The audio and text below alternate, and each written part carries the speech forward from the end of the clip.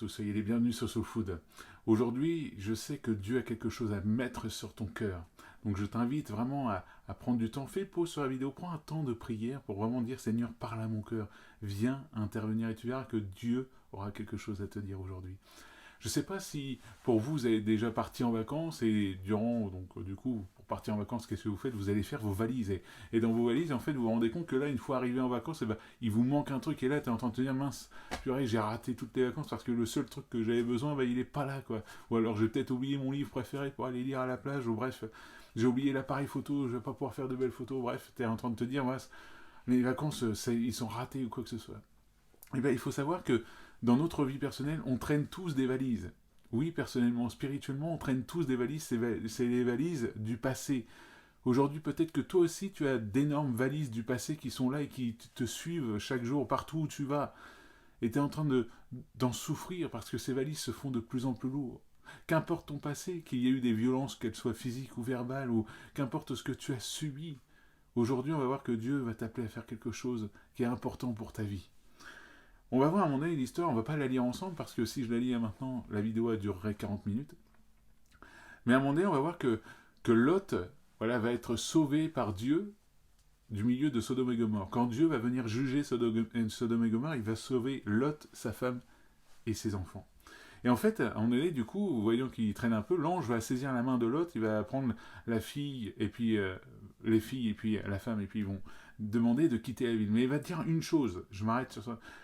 Voilà ce que dit l'ange à Lot. Sauve-toi pour ta vie, ne regarde pas derrière toi et ne t'arrête pas dans toute la plaine. Sauve-toi vers la montagne de peur que tu ne périsses. Voilà cette seule condition pour être sauvé, c'est que Lot ne devait pas regarder derrière lui. Malheureusement, vous connaissez peut-être cette histoire et vous savez que la femme de Lot va se retourner et elle sera transformée en statue de sel. Pourquoi? Parce que on ne sait pas pourquoi. La Bible ne nous l'explique pas pourquoi. Mais on pourrait se poser des questions en disant mais pourquoi elle s'est retournée? Parce qu'elle regrettait le pays. Il faut savoir que Sodome et Gomorre étaient placés dans les vallées les plus fertiles du pays. C'est pour ça d'ailleurs qu'ils s'étaient séparés avec Lot et Abraham. Parce que Lot est parti sur la gauche, il a vu les vertes prairies, tout ça, il y a été, puis Abraham avait pris le côté désertique parce qu'ils étaient trop nombreux, il y avait des débats, bref.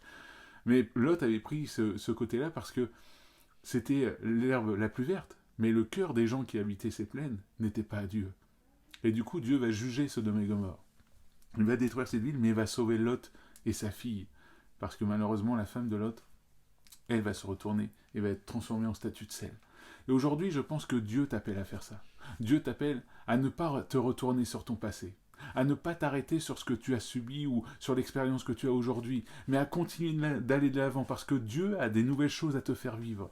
Oui, Dieu a des nouvelles choses à te montrer, des nouvelles choses à créer dans ta vie. Mais pour cela, il attend qu'une chose, c'est que tu arrêtes de retourner sur ton passé, que tu arrêtes de sans cesse ruminer ton passé, mais que tu te libères de ton passé. Et pour cela, Dieu peut t'aider.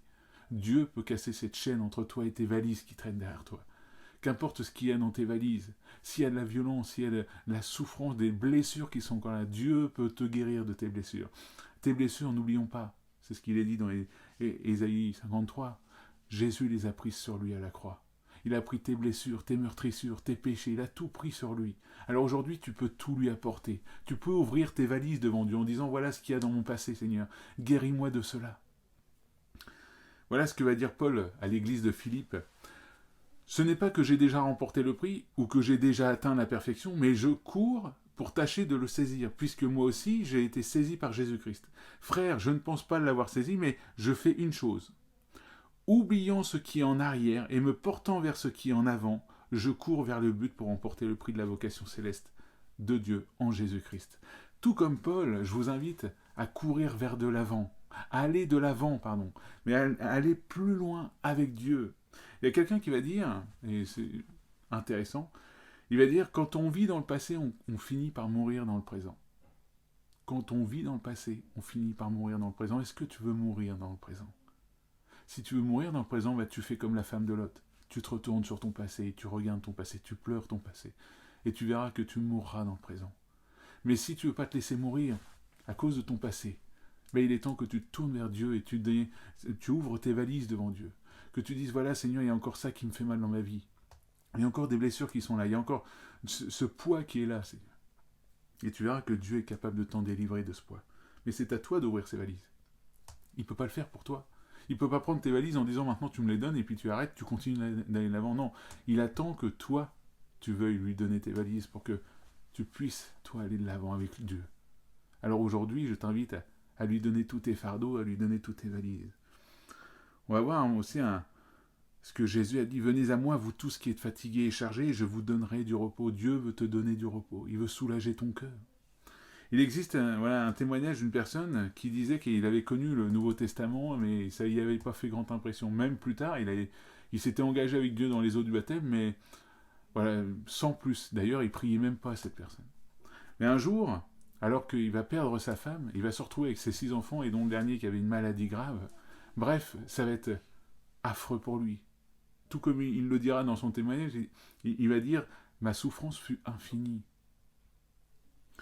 Et à un moment donné, Satan va venir travailler son cœur. Oui, Satan, l'ennemi va venir chuchoter à son cœur en disant, voilà, prends tes enfants et meurs avec eux. Il va le pousser à se suicider. Mais là, voilà, c'était le début du mois de décembre, il va se mettre à prier, il va dire, Seigneur, avant la fin de l'année, je veux avoir trouvé la paix. Et alors qu'il était en train de dormir, la nuit du 14 et 15 décembre, il va avoir une vision pendant son sommeil. Il va avoir une vision comme une énorme montagne qui était en train de l'écraser. Et cette montagne va tout d'un coup glisser et disparaître. Et quand il s'est réveillé, il avait une paix qui surpasse toute la paix. Il était en paix avec Dieu et il sait que cette paix ne l'a jamais quitté depuis. Il a continué de prier, il a continué d'avancer avec Dieu. Mais uniquement parce qu'il a fait une prière, il a demandé à Dieu sa paix. Aujourd'hui, Dieu veut te donner sa paix. Il veut te la donner par Jésus, mais c'est à toi de t'approcher de Jésus. C'est à toi de dire, Seigneur, voilà, donne-moi ta paix. Tout comme il l'a dit, c'est une promesse de Dieu, vous savez. Hein. Je vous laisse la paix, je vous donne ma paix. Je ne vous donne pas comme le monde donne, que votre cœur ne se trouble point et ne s'alarme point. Jean 14, 27. Alors oui, Jésus veut te soulager. Il veut te pardonner, il veut te guérir. Même si, il y a une citation qui est dit, le pardon ne transforme pas le passé, mais il rend l'avenir plus grand. Alors aujourd'hui, si tu veux aller de l'avant, si tu veux aller de l'avant avec Dieu, pour vivre de grandes choses, parce que Dieu a encore des plans à te faire vivre, ce n'est pas la fin. Il est temps que tu abandonnes ton passé. Il est temps que tu laisses ton passé derrière toi. Jean-Paul Sartre va dire quelque chose d'intéressant, et je finirai avec ça. Moi seul peux décider à chaque moment de la portée du passé. Moi seul peux décider à chaque moment de la portée du passé. Est-ce que tu vas laisser ton passé agir sur ton futur ? Parce que c'est ça que ça fait. Quand tu regardes à ton passé, tu dis, voilà, j'ai déjà vécu trop de choses, c'est bon, c'est fini, je ne peux plus faire quoi que ce soit. C'est faux. Dieu veut te faire vivre de nouvelles choses. Alors aujourd'hui, abandonne ton passé. Il va vivre de nouvelles choses glorieuses avec Dieu. Et tu verras que Dieu va t'en faire vivre de merveilleuses. Mais c'est à toi de lui faire confiance. Que Dieu te bénisse et je te dis à la prochaine.